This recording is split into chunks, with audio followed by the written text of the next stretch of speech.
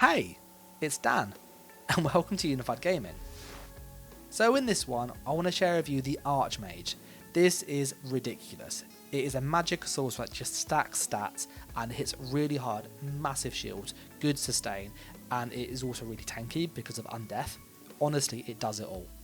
This has been specifically designed for update 41 and has been updated from previous builds I've used, and also lots of inspiration from Malcolm. He is a PvP content creator and mains a sorcerer, so I would suggest that you check out his website. It's esopvpbuilds.com, and he does have a YouTube. But with this build specifically, I've been testing it for update 41 to embrace the changes, and this part of the video has been recorded on the PTS, so I can get the video out quicker for you to see what you need to run, what you need to farm, and how the build will work. This way I can then give you the stuff straight away. I will be posting gameplay live on stream on Saturdays, where I do stream on YouTube, and I will be putting up some gameplay on Patreon very soon, as well as on the channel, so make sure that you are subscribed. If you get any questions about the build though, let me know down below by commenting or join my Discord, and if there are any revisions to this, I will put it in the description or on my website, unified-gaming.co.uk. And if you haven't done so, then as I said, do subscribe, and do consider supporting on Patreon. You get exclusive content there as well. But with that out of the way, let's just get to the build so you know what to get day one. So with this, you want to be a high elf or a Breton. High elf basically is magicka and just damage. Breton, it's magicka and sustain. You can change a glyph around, you get very similar results, so don't panic if you're one or the other. The best way to look at it is high elf, because of the spell recharge passive, will give you better stam sustain. Breton will give you better magicka sustain. You just change the glyph around and that's the difference really. So beyond that, there's nothing else to it. Yes, you do get a bit more spell resistance as a Breton, but it's not massive. So personally, I've gone with high elf on this, but Breton's a really good option and it won't make or break the build. With the attribute points, you want to pay really close attention to this now. I have 40 in magicka and 24 in health, and this is really, really specific, okay? Like, you have to have these numbers, and the reason why is because of how our shield scales. As a magicka sorcerer, we get hardened ward. It's an insane shield. This patch, it also heals us, so as we cast it, we actually get healing from this. In PvP, yes, the heal is reduced, yes, the shield is reduced by half, but it's still a massive shield, and this goes higher and higher to like 25.5k. It is ridiculous. The reason it's so high is because I've been going through, and as I said, this is on the PTS, and I've literally been using the attribute respec scrolls and tediously taking a point out of health, put it into magicka, repeat, and swap round to find when does this get smaller. And as soon as it gets smaller, I go back the other way. So this is how you get this much health, this much magicka, and that big shield if you use the Lord Mundus. This will give you slightly more health than magicka because it does have slightly higher than the mage.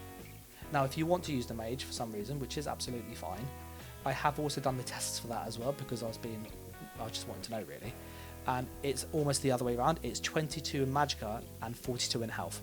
So if you are using the mage mundus to maximise your shield with a high elf or Breton, you want 22 in magicka, 42 in health. Personally, I'd go with the Lord because you do get slightly better health stats and the damage is identical. So that's my recommendation. We are a vampire stage 3. You're probably going, why are we a vampire? Well, being a vampire, having vampirism gives you undeath. Undeath is a defense set in one passive. It is really overtuned because our health bar is so high, and it does get higher and higher still. We can benefit from undeath for longer and longer. So this is a must in my opinion. And then for our consumables, we do use Bewitched Sugar Skulls. Essentially, it's just max health, max stam, max magicka. Our sustain is fixed by sets, and we have access to potions too, like tri-potions. If you can't afford Sugar Skulls, which is quite cheap in all honesty, just any purple tri-stat food will do. You don't need the health recovery. But tri-stat potions are your friend. Detection potions are great against Nightblades and Cyrodiil, and in Battlegrounds and IC, particularly IC. And you can use Essence of Immovability for more outnumbered fights, but I personally just like tri-potions. That's kind of it covers all bases basically. With the skills are kind of tweaked for the current patch. So on the front bar we use Crystal Frags. This is essentially, it procs, and when it procs you get a massive damage boost. When it's fully buffed, it goes to almost 21,000 something on a proc, which is ridiculous. And this procs really easily. You then have Crushing Shock, which is your spammable. And the reason we use this is because the status effects this patch have been buffed. So burning, concussed, chilled, they do a lot of damage. It's not as much as a dot, but it's about 70% of a dot, so it's really good. And this just gives you a good spammable, it can interrupt people, and the extra dot damage with charged, we use charged, it's just free damage, it's really, really good to run.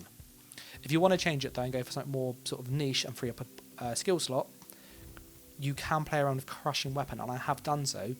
Your sustain does suffer, particularly the stamina sustains. You want to put on a few stam regen glyphs to help pay for this. But the advantage is that you do get the Major Breach, which means you can drop Elemental Drain on the back bar and run something like Haunting Curse. We are then obviously using Hardened Ward. This is just a massive, massive shield. Streak, which is it's just a mobility and it's a stun that can't be blocked.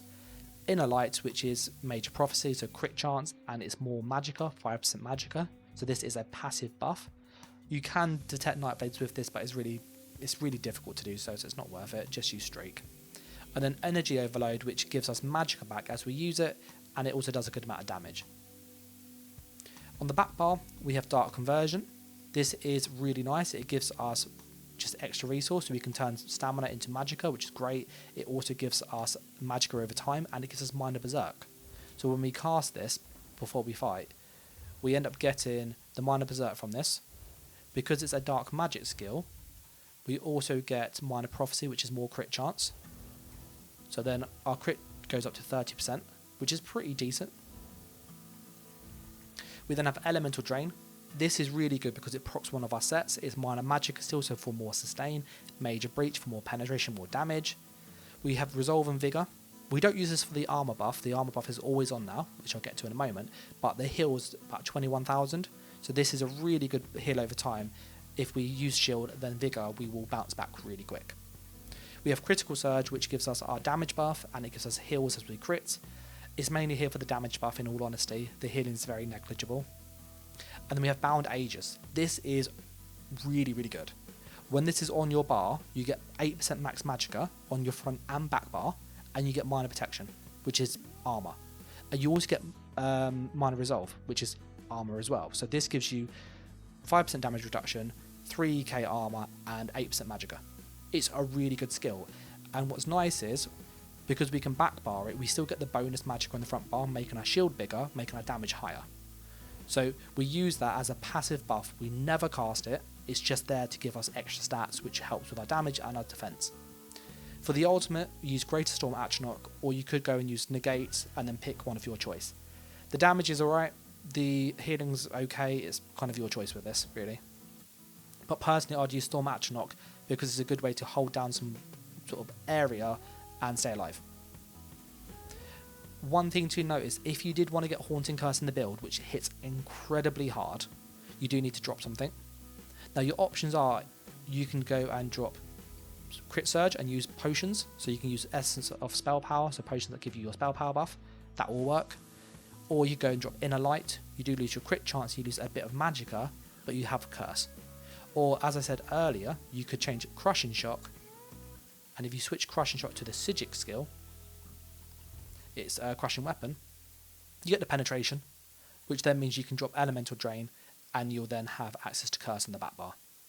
Me personally, if I were to add Curse to this build, and I will experiment on the live server, I'm probably going to drop Inner Light, in all honesty, because my shield doesn't go down massively.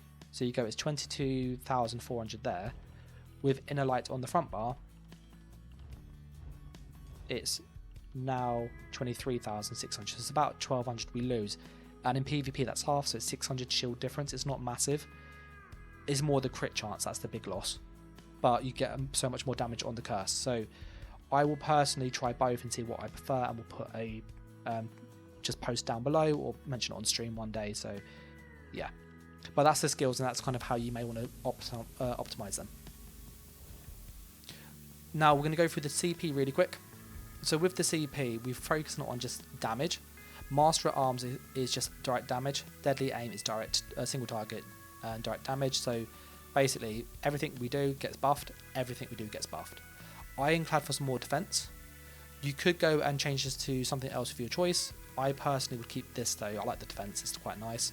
But if you did want to change Ironclad, you could go and put on essentially the crit ones. So something like Fit Fight and Finesse is pretty decent. You get really big spikes of damage, but you'll be a bit more squishier. You then want Weapons Expert, and we use this because as a sorcerer you do really lack sustained damage, and so Weapons Expert really helps fix that. It makes our light attacks actually feel like they're doing something. It's not a lot of damage, don't get me wrong, but it is helpful. If you did want to change this though, then you could go for something like Wrathful Strikes, which is past everything, or you could go for obviously Fight and Finesse. For the red ones, Bastion for your massive shield, Survival Instincts, which helps with roll dodge, break free, sprint. This helps save stam, which means you can use stam for Dark Conversion to get more magicka, so this works really well. Pain's Refuge for just more defense, and Sustained by Suffering for more sustain when you have debuffs on you. This is a really great one. For the green ones, Steed's Blessing and anything of your choice. So that's kind of how the CP works. The last thing to touch upon now is the sets. And if you do like this video and kind of me posting this early, then do let me know in the comments and I'll do this for future patches as well. I really want to kind of give you guys the stuff to set up as soon as you can and just to have fun with it. So yeah. With the sets though, what are we doing? We are using Crafty Outfit. It is a no-brainer for Sorcerer. The reason we use this is because it's so much magicka that we can then essentially go and have really big shields, and magicka buffs our damage. So although you might go, well, your spell damage looks quite low, it goes about 4,000 buffed. Because our max magicka is so high, it actually means our damage is decent. And we use Charge this patch instead of Sharpened because the status effects. Burning, Concussed, Chilled, Poisoned does a lot of damage. And we use double dot poisons to help get that poison status effect too. So we have access to 4 status effects, which is like 2 dots worth of skills, which means we have more follow-up damage, which we did lack before. And so this is a really great way to fix that.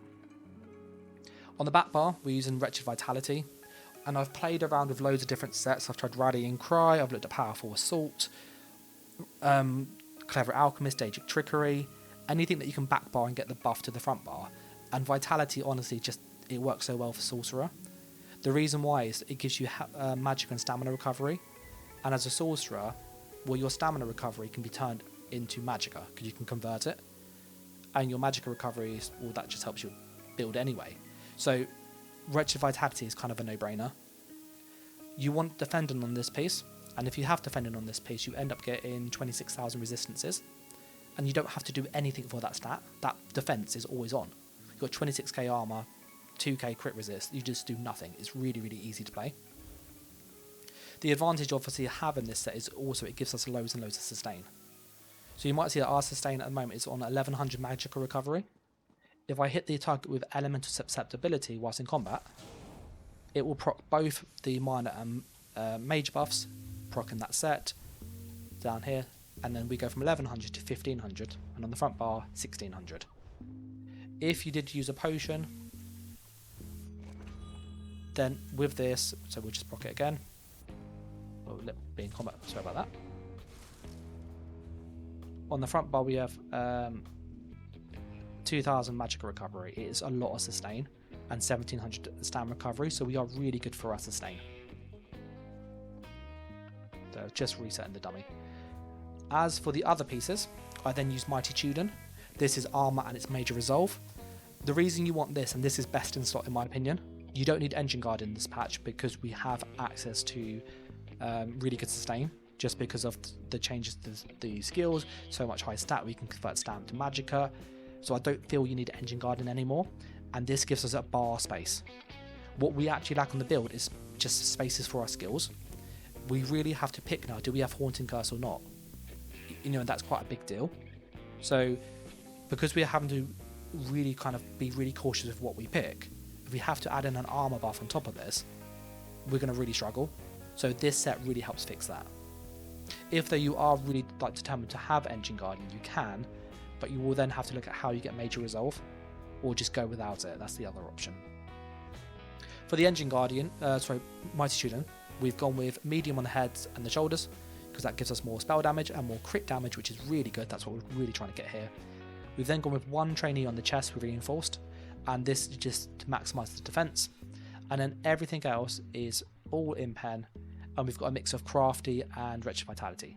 Crafty on the waist to maximise resistances, and then wretched vitality on the hands, legs and feet. Again, all medium armour, and all in pen. On the head, the chest and the legs, we use tri-stat, so health, magic and stamina, and on the smaller pieces, magicka. As for the jewellery, we have crafty alphic neck and ring, both are arcane magic recovery, and then for the mythic, we use Death Dealer's feet. This is really good. It gives you health, magicka and stamina, and because it gives you magicka and health, your shield scales with this equally, so there's no worried about are you min-maxing your shield, this just does it automatically, because we're already at the min-max level. And higher magicka, higher damage, higher health, higher shields, higher stamina, you can convert that into magicka. This is probably the best mythic for sorcerer. You could change this to something else if you don't have this, like Talk of Tone of Constancy, that's pretty okay. Wild Hunt if you want to just be faster, because we don't have a movement buff. We have Streak but not a buff itself, like Hurricane or Band of Storm. Or you could use Marken for more defense. If you use Marken, you'd actually hit the armor cap almost, so Marken's a really good option if you have it. But personally, this is probably the best in-slot mythic. You could try Sea Serpent's Coil, that's the other option, but I don't feel it's worth it, in all honesty. You're too slow. Yes, you got Streak, but I'd prefer being quite agile as on a talk. So that's why Death Dealer is kind of the best in slot, if you ask me. Just really quickly, I want to show you kind of how high our stats go up with Death Dealer's procced. And whilst it's doing it, I'm also going to give you just some quick kind of key things to remember on Assault. Sorcerer is not a tanky class. So you can't really sit next to something like a DK or a Warden unless you have your shield on. So as long as you keep your shield always on before you go into combat, you're not going to get caught out. If things go south, you just streak away. That's pretty much what you do. And you normally go streak, roll dodge, streak. The reason you do it in this order is the first streak gets you away from melee damage, the roll dodge stops all projectiles hitting you. And then you can either sprint or just streak at that point. When you're doing damage, the other issue you have on a sorcerer is that you don't really have a reliable execute. And I know people are going to go, well, you've got access to Mage's Fury. It's 20% and then they blow up. So more often than not, you're probably going to kill them anyway.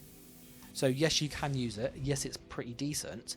But the problem is that you have to get on them and line the damage up. So it's kind of like a preemptive strike. And the challenge you actually have in most instances is that people roll dodge it. So when you are fighting people, you just need to remember that as a sorcerer, people will roll dodge your skills quite often. So more often than not, you are better getting them to about half health and then just spamming your spammable until frags is ready, and then overload frag proc, and then that will kill most people, because the frag proc, and I'll show you its tooltip, when that is buffed, it is ridiculously high, like stupidly high. So my frag tooltip is 21,200. So if you obviously get your frag tooltip and you have an overload together, so we'll just plot that again. You got overload 12,800, so almost 13k, and almost my buff fell off. Let me add that 1 second. Sorry, you were a bit stuck with RNG. 21,000. So between these, you have like 34k burst damage, and with your overload, it's just light attack frag. You can also hard cast frags as well and get a double frag proc like this. So if you cast frags and then it procs, you cast it a second time and roll dodge, and then it will shoot both at once, again giving you really, really high burst. But that's kind of really what you want to be doing to try and kill people. But that's the build in itself. I know this video is very long. If you get any questions, leave a comment down below or message on Discord. And if you haven't done so, then do consider subscribing, it really helps. And if you want to support myself on Patreon, I do have details down below. You get access to extra content and all this stuff. But I'm going to catch you in the next video. So thanks for watching, take care, and bye!